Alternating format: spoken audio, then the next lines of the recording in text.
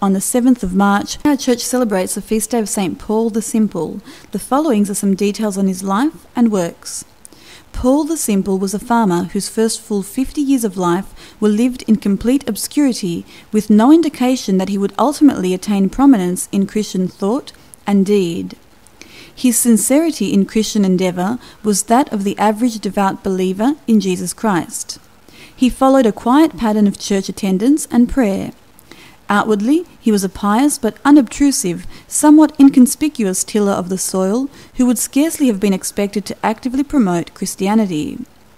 What stood in the way of his complete devotion to Christianity was his marriage to a girl several years his junior, whose ultimate infidelity left him a sadder but wiser man.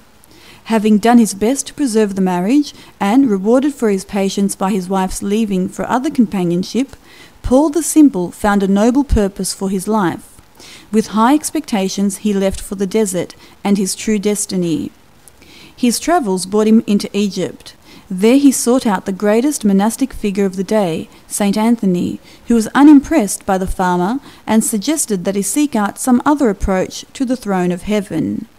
Now 60 years of age, Paul the Simple saw no reason to move.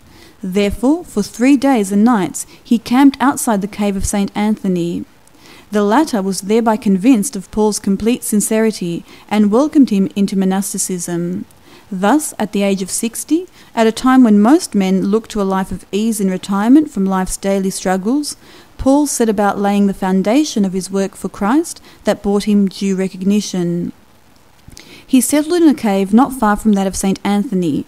After a period of fasting, meditation and prayer, he plunged into the work of God, which he had so earnestly sought.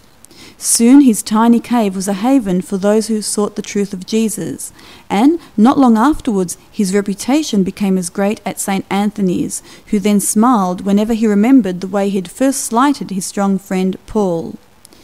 Paul the Simple acquired great intellectual power in his work for Christ, and was said to have commanded a great power of exorcism.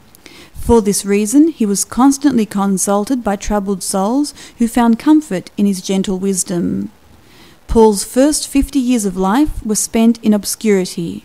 His next 40 years were those of comparative glory, for he lived to the ripe age of 90.